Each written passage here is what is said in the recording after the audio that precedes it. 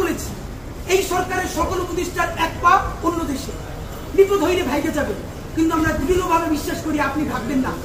এর প্রমাণ, আপনি যদি ভাবতেন পৃথিবীর কোন দেশ আপনারে রাখতে চায় না বলেন, তাহলে হাসিনার আমলেও 10 তলা বিল্ডিং পাইয়া আপনার আদালতে হাজিরে আপনি দিকে আসতেন না, আপনি তখনই বিদেশ থাকতে পারতেন।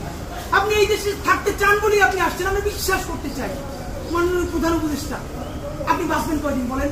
আপনার এত বয়স হয়েছে, বাংলাদেশের গড়ায় উঠছে প্রায় 20 বছর বেশি পাচ্ছেন, আমার বাপে 63 বছর পাচ্ছে, তার চেয়ে আপনি প্রায় 20 বছর বেশি পাচ্ছেন।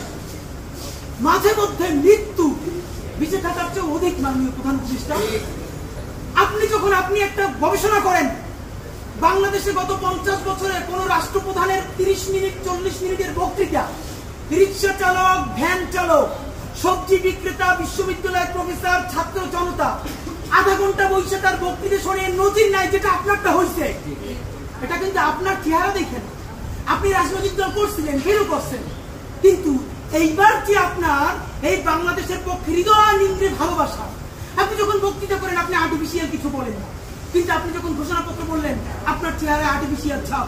ইদানিং আপনি স্ক্রিপ্ট দেখে দেখে বক্তৃতা করেন, এগুলো আমরা চাই না। মাননীয় প্রধান উপদেষ্টা, আপনার অন্তরে যা আছে, আপনারা যে বাধ্য করে তার কথা বলে দেন না। আপনারা কি করবে বলেন? আপনারা খুন করবে? আপনি প্রায় 80 বছর বাঁচছেন, আর কয় বছরই বাঁচবেন?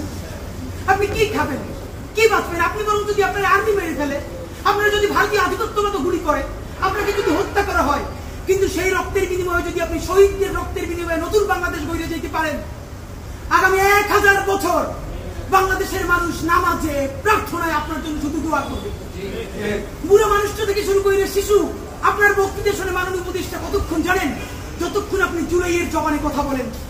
কিন্তু যেই রাজনৈতিক দলের কাছে কোন ধরনের সংস্কার ছাড়া আপনি নির্বাচনের কথা বলতেছেন, আপনি কি কি বলছেন আপনার একটু কইয়া শুনেন। আপনার ঘোষণাপত্র থেকে অল্প কয়েক জায়গায় মার্ক করে নিয়ে আসছি মাননীয় প্রধান উপদেষ্টা।